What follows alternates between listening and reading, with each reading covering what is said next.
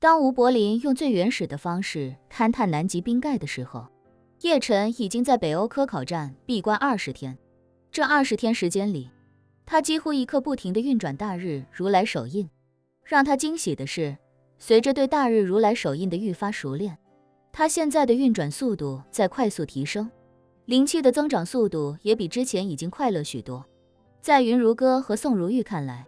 叶晨的手印运转速度已经比他们快出了不止一个层级。整整80道手印，叶晨完成一整遍的时候，云如歌才刚刚完成不足30个。至于宋如玉，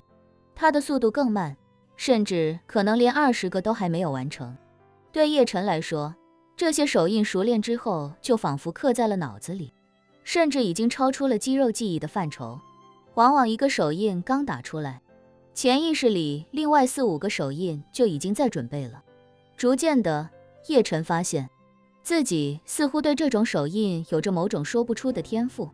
体内似乎也有什么莫名的能量在帮着自己快一点，然后再快一点。20天的时间，他体内的灵气便已经恢复到一种前所未有的充盈状态。当体内灵气已经充盈到无处安放的时候，叶晨睁开眼睛，见云如歌和宋如玉还在盘腿运转手印，他便默默起身，从闭关的房间走了出去。体内灵气已达上限，他变动了在与那神秘事物交易的心思。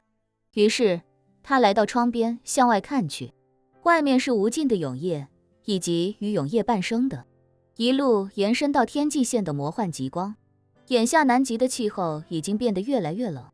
极光也变得越来越频繁，而且覆盖的范围也越来越大。当下的极光几乎会7乘24小时出现，然后几个月都不会停止。于是他便打算去叫云如歌和宋如玉，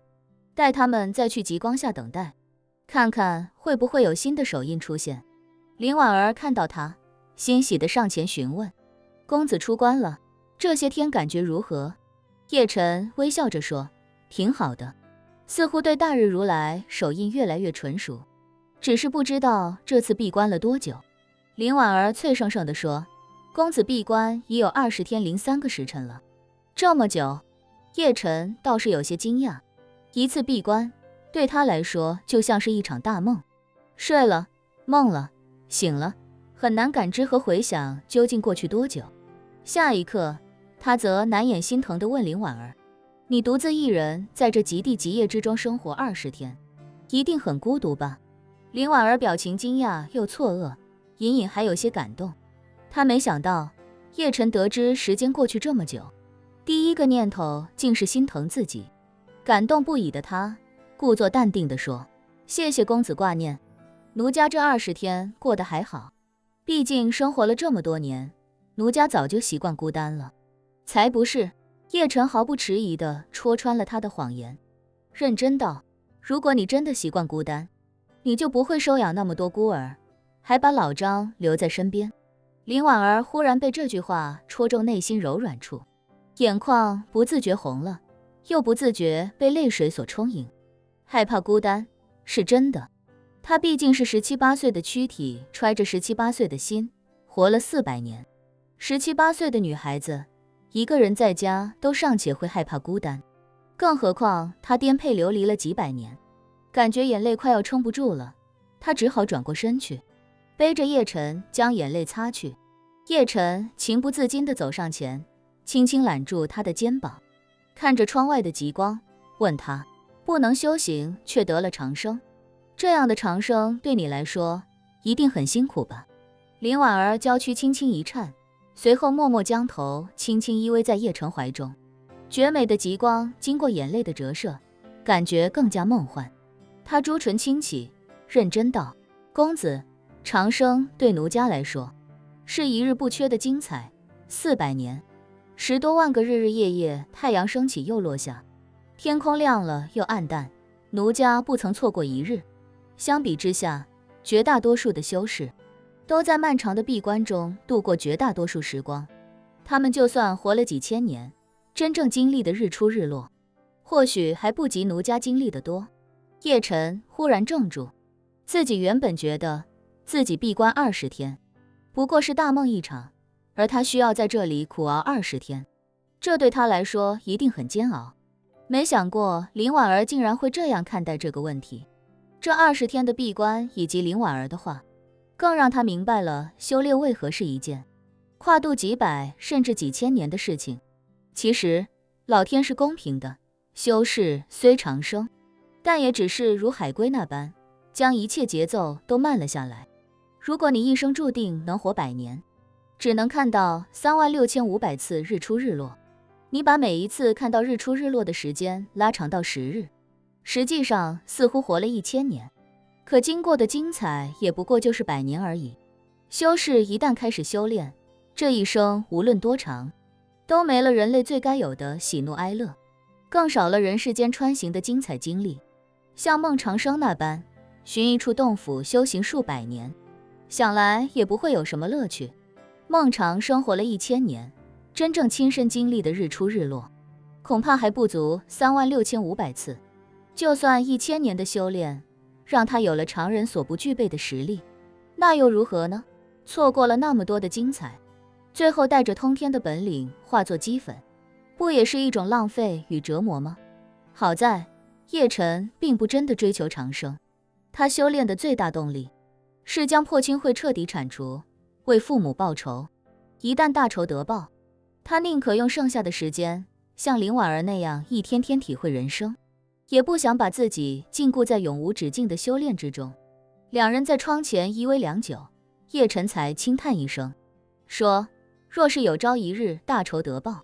我绝对不会再闭关哪怕1天，我也要像林小姐这样，不错过任何一日的精彩。与此同时，几百公里外的南极荒原，吴柏林还在继续着他的特殊勘探。过去的20天，他在南极各处寻找线索，却始终没有任何有价值的发现。他推测，所谓的飞升之门，应该不是真的有什么阵法可以让人平地飞升。更合理的设想是末法时代来临之后，当时地球上最强大的宗门带着他们的修道者来到了这块大陆，在这里做最后的挣扎。一部分修道者从这里赶上了飞升的末班车，另一部分则只能留在地球孤独等死。待留下的人一代代死去之后，这个宗门便被抹去了痕迹。这其中有人离开南极大陆，回到凡尘俗世度过余生，也为凡尘俗世带去了关于飞升之门的传说。如果自己的推测正确，那当初的那个宗门在南极一定有他的道场。作为末法时代来临之前地球最强大的宗门，这里一定会留下大量的功法、法器以及修炼的高端材料。只要自己能找到那个宗门的遗迹，修行之路必将豁然开朗。只是茫茫南极洲，这样一点点的寻找，如同大海捞针，在苦寻了20天无果，却又浪费不少灵气之后，他的脑子终于开了窍，叫过来菊地航平，问他：你是科学家，你对南极应该很了解吧？菊地航平谦虚地说：应该比普通人多一些了解。吴柏林试探地问：如果我想知道南极冰盖下面2000多米的地表有什么，你觉得如何才能实现？菊地航平问他：真人指的想知道有什么，大概是多大体积的东西。如果是找体积比较小的东西，我们也没什么好办法。吴柏林便说：我想找埋藏在冰盖下的建筑群。如果冰盖下存在建筑群，或者人为建造的建筑，